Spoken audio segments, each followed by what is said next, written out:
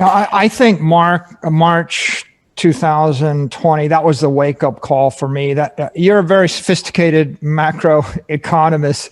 I was oblivious, but that was like the massive jolt of some kind of macro shock that caused me to stop and decide that maybe I needed to take an interest in all of this. And what you've described is pretty sobering. I didn't really know the history like you do, but it's clear now the challenges that central bankers face, and it's pretty clear that we are over-levered as an economy.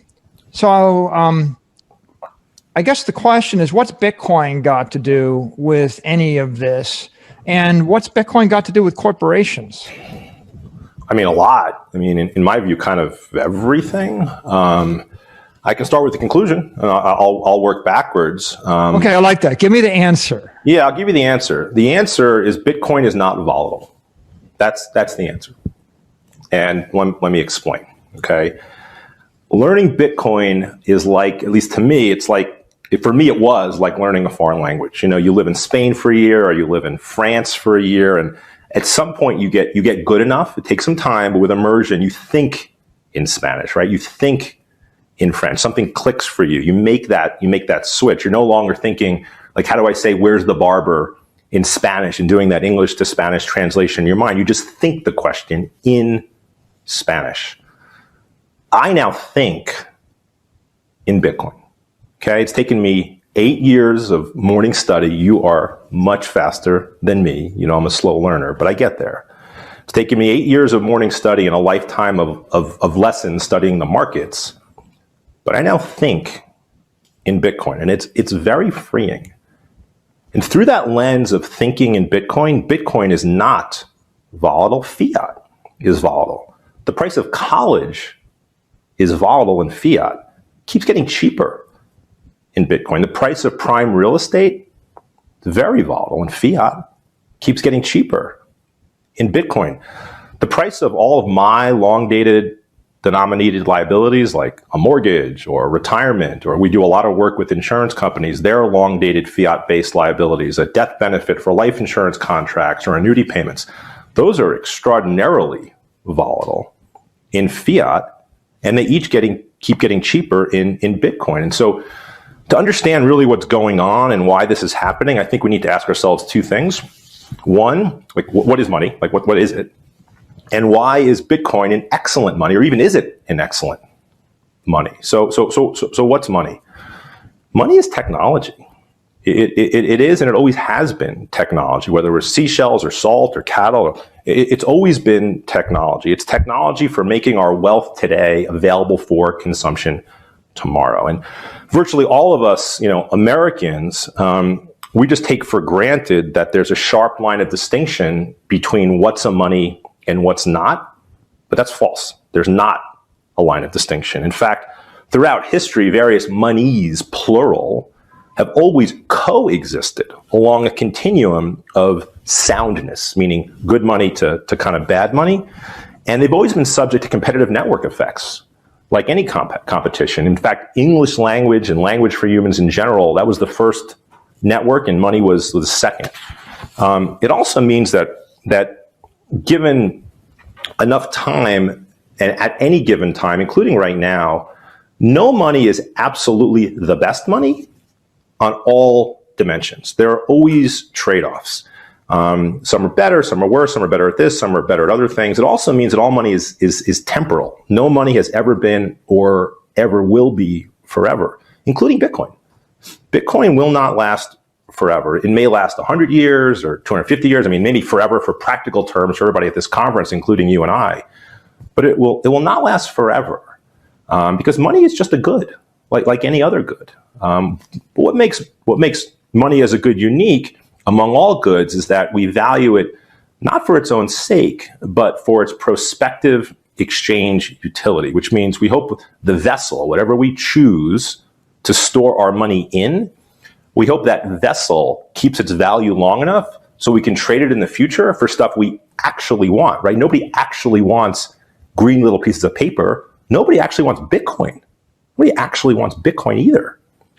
What we want those things to do is to hopefully allow us to trade them for things in the future we actually want, a vacation, a college education, property, whatever, right? So it's not that we want the money. We don't want the money. We want what the money can do for us in the future, what we can trade it for. So then why is Bitcoin excellent money? Well, I think that's for everybody to make up their own mind. I'll tell you how I think about it, though. There's really two primary dimensions that I think money should be evaluated on: sellability across time and sellability across space. So sellability across time just means, will a money keep its value through time, or will it depreciate? The oldest fiat money that's in existence today is the British pound. And 371 years ago, when kind of the modern British pound started, it was equal to 1 pound of silver. 1 British pound bought you 1 pound of silver. Today, do you know what 1 pound of silver buys you in terms of British pounds? I'm guessing that it buys you more than 1 British. More than 1? A little bit. 174. So you used to buy 1 for 1. Now a pound of silver buys you 174 British pounds. And the key here is to understand what changed and what did not change. Okay, the silver itself did not change. 371 years ago, it weighed a pound. Today, it weighs a pound. 371 years ago, the silver had certain chemical properties. It's got the same chemical properties today. The silver did not change. The fiat changed. It depreciated more than 99%. So silver crushed fiat. I hate the 99% number. I just hate that one. Yeah, I just didn't want to take it out to that many decimals, but it's 99.763812. I don't know. It's a lot. It's basically worthless, right, relative to silver. But people talk about gold. What about silver versus gold? And the reality is gold has been far better and far more reliable. It's much better store of value than silver because it's scarcer and it's got a much lower supply growth. Gold grows at about 2% a year. Silver grows about 20-30% a year. So gold is a much better money than silver, but let's compare it to Bitcoin. Gold still does grow. You print through mining, you print gold at about 2% a year, and Bitcoin's on an asymptotic journey to 0% inflation per year. So 2% a year, roughly times 50 years, and gold essentially depreciates completely versus Bitcoin. So Bitcoin will be worth far more than gold in the future once it clicks for people that gold is printed at a much higher rate, and that compounds, much higher, 1 or 2% a year, but that compounds over 10, 20, 30, 40, 50 years. But there's another property of gold that makes it weak relative to Bitcoin. And in fact, this is a property of Bitcoin that makes Bitcoin truly unique among any money in history, which is that Bitcoin is the first store of value ever in which its supply is entirely unaffected by its demand. If we take the example of gold to prove this point, if gold went to, $100,000 an ounce, so up 50x overnight, you and I know what's going to happen tomorrow morning. The miners are going to get to work very early, right? I'd be mining it. You and I would drop the phone and start mining, right? We're going to start mining. We're going to look around our house for gold. We're going to melt it down. We're going to drive up the supply. We can't skyrocket the supply, but we're going to drive up the supply. We're going to drive down the price of gold. If during the course of this conversation, people really feel like bullish on Bitcoin and Bitcoin goes to 1 million, I'm just saying that with a smile, what's going to happen to the supply of Bitcoin? Nothing. That's incredible. Bitcoin is the first store of value in human history where its supply is never, can never, will never be affected by any amount of its increased demand. So the conclusion is that Bitcoin is better at being gold than gold because it's more sellable across time. Now, the other characteristic about money that's really important is sellability across space. Like, can you move the money around the world efficiently? And this is another place where gold has a really acute flaw. It's just hard to transport.